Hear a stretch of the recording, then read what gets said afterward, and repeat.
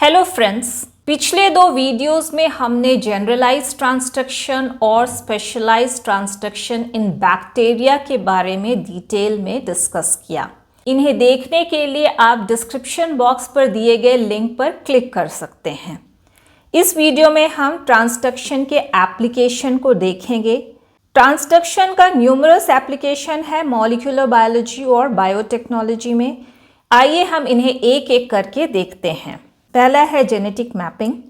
तो ये genetic mapping में यूजफुल होता है। जेनेटिक मैपिंग वो प्रोसेस है जिसके द्वारा क्रोमोसोम में जीन्स के रिलेटिव लोकेशन को इस्टेब्लिश किया जाता है। ट्रांसडक्शन इवेंट के फ्रीक्वेंसी को एनालाइज करके जेनेटिक मार्कर्स के बीच के डिस्टेंस और उनके ऑर्डर को डिड्यूस किया जा सकता है और इस तरह से ये हमें बैक्टीरियल जेनोम के ऑर्गेनाइजेशन को बताता है या ये बैक्टीरियल जेनोम के ऑर्गेनाइजेशन को दर्शाता है। दूसरा है जीन ट्रांसफर और जेनेटिक इंजीनियरिंग।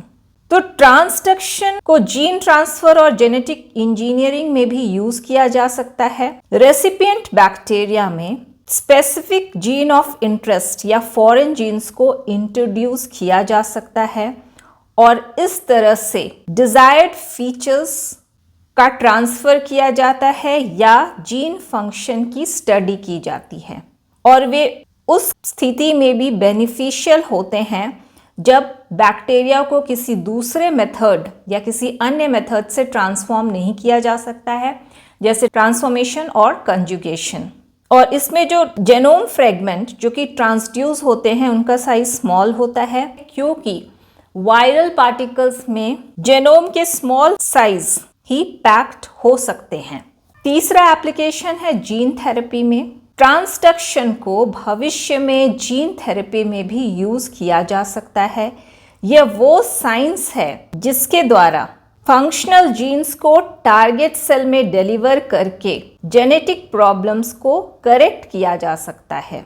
तो वायरल वेक्टर्स को यूज करके ट्रांसडक्शन के द्वारा थेराप्यूटिक जीन्स को स्पेसिफिक सेल्स या टिश्यूज में ट्रांसफर करने के क्षेत्र में रिसर्च चल रहा है या रिसर्च किया जा रहा है। थेराप्यूटिक जीन्स वे जीन्स है जो कि इलनेस को क्योर करते हैं। चौथा एप्लीकेशन है एंटीबायोटिक रिसर्च। ट्रांसडक्शन को यूज करके जीन्स का ट्रांसफर किया जा सकता है रेजिस्टेंट बैक्टीरिया से ससेप्टिबल बैक्टीरिया में। ट्रांसडक्शन के द्वारा एंटीबायोटिक रेजिस्टेंट जीन्स का बैक्टीरियल पॉपुलेशन में डिस्ट्रीब्यूशन भी समझा जा सकता है। ट्रांसडक्शन हमें माइक्रोबियल कम्युनिटीज में रेजिस्टेंस जीन्स कैसे एक्वायर होते हैं, इसके मैकेनिज्म को समझने में और कैसे स्प्रेड होते हैं, इसके डायनेमिक्स को समझने में हेल्प करता है।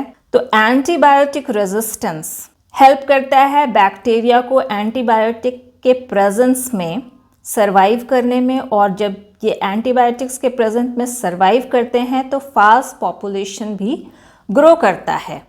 पांचवा है बैक्टीरियल इवोल्यूशन और हॉरिजॉन्टल जीन ट्रांसफर।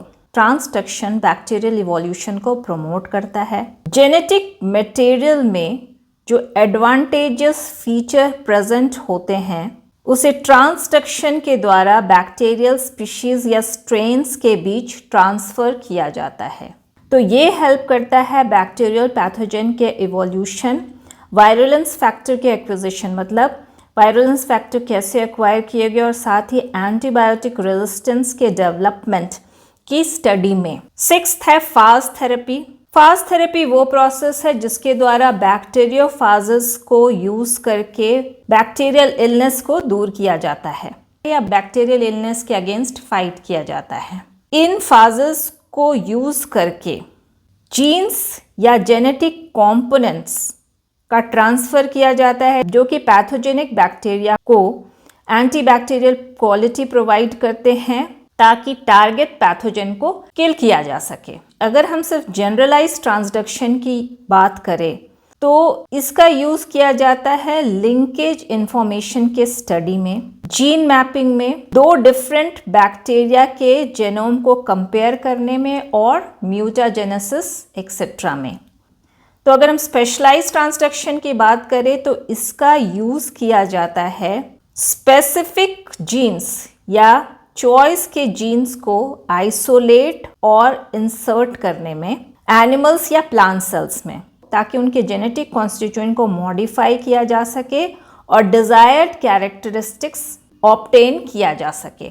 अगर हम ट्रांसडक्शन के एप्लीकेशन की बात करें तो इसका एप्लीकेशन वेरियस फील्ड्स में है, जैसे कि जेनेटिक रिसर्च में, जेनेटिक इंजीनियरिंग में, मेडिकल फील्ड्स में और साथ ही बैक्टीरियल पॉपुलेशन के डायनामिक्स को स्टडी करने में। तो ये थी आज की वीडियो। अगर आपको ये वीडियो पसंद आई हो तो इसे लाइक करें, शेयर करें और मेरे चैनल को सब्सक्राइब करना ना भूलें। Thank you.